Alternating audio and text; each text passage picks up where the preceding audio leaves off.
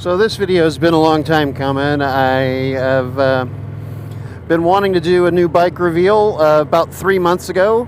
Picked up my new motorcycle. It's a 2020 Indian Challenger. And a month later, we picked up a new bike for Rachel, and that's her right in front of me on a 2020 Honda Rebel 500. And so on our ride home from doing some stuff today, we figured we'd do a little chatting about our two new motorcycles. You know Hi. that you know that my mic's not going to pick that up. Anyway. Vroom, vroom.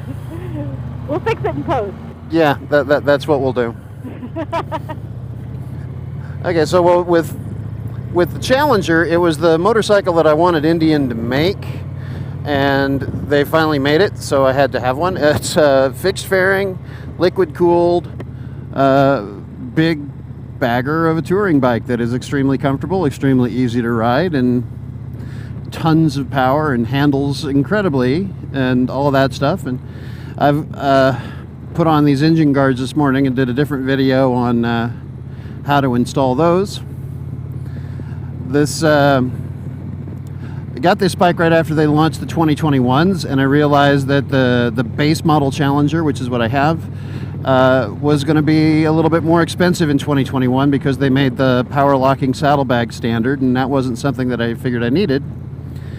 And I figured, well, now's the time to save a little bit of money, and as luck would have it, the local Indian dealership had just gotten one of these in, and I don't even think this motorcycle had sat on their floor for a week before we brought it home, because like everybody else in the world, we decided the pandemic was a great time to buy a motorcycle. Rachel's bike is a totally different story. Do you want to tell the story, or do you want me to? Oh, well, you tell it better. You go ahead and tell that story.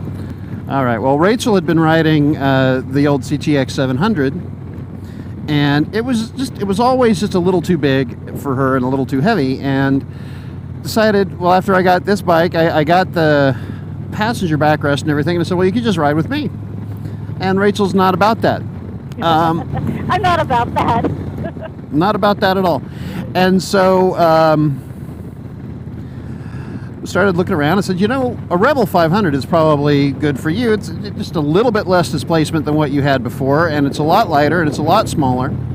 And so we drove around a little bit to find a dealer that had one that she could sit on, and she really liked it. And we watched a bunch of videos and saw about some gripes about the current gen of Rebel 500, Rebel 300s and Rebel 500s, and the 2020 model seemed to fix all of those problems. And so we figured what was best was a 2020 and a 500. Problem was, everybody else was buying a motorcycle too, and the Rebel 500s get gobbled up as fast as they hit the showroom floor. So by the time we're ready to make a move, we sold the CTX, and the next day called our local dealer where we got it from, and they were good enough to tell us that there were two 2020 Rebel 500s left in the entire state of Texas. We're up by Fort Worth. We picked up Rachel's bike in Houston. It was a road trip. We packed up our dog, we picked up our son in Mansfield, and took my truck down to Houston. We're in and out of the dealership in 10 minutes because we couldn't get there before they closed. They stayed open to wait for us. And while Rachel and I are inside doing the paperwork, our son and another guy who stayed at the dealership load the Rebel up in the back of my truck. We drive it home. And so that was our adventure there. Just got the plates for Rachel's bike, and she's had it for 2 months now. And so I'm very happy with the Challenger. It is everything I wanted it to be. It is powerful, it is sporty like my Scout was, and hi dude. It's got the power windshield, which I love, and it's just a really comfortable bike, and it got rid of the heat off of the rear cylinder that would cook me on the Springfield. And so I'm very happy with it. And Rachel? I'm very happy with my new Rebel 500. The CTX was a good bike, but it was just a little bit top heavy, and I had dropped it so many times and wrecked it a couple times, and I was scared of it. And the Rebel 500 is just small enough. It's enough smaller, and the center of gravity is lower, that it's not intimidating at all. It was not scary to ride. It's a lot of fun. It's extremely maneuverable, and it has plenty of power for me. I like it a lot. I really think if I hadn't traded down to the Rebel 500, that I would have just stopped riding, because it was stressful to the point where I only wanted to ride when all the conditions were exactly perfect.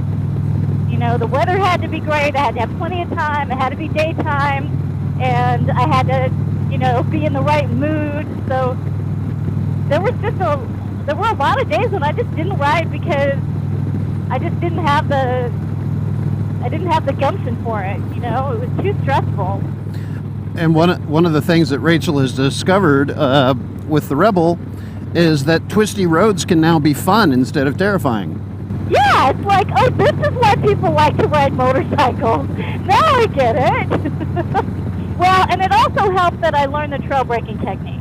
That I had not done that. I had just been using that, that slow look and roll thing that you learn in the beginner course, and that doesn't work if you don't know how tight the turn is. You don't know what's on the other side of it, and so I would just go super slow into every turn, and the cars behind me hated me. It was very stressful because I knew I was going too slow, but I was too scared to go into it at a normal speed, because what happens if I need to slow down? I was taught that you're not supposed to do that, and I had this idea in my head that if you slow down in the middle of a turn, you're just going to wreck and die.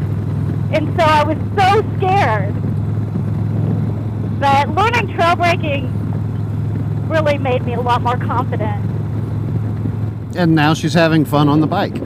Whee! So coming soon to our channel, we're going to do, like I said, I've got a video I just need to edit on the installing the engine guard on the Challenger.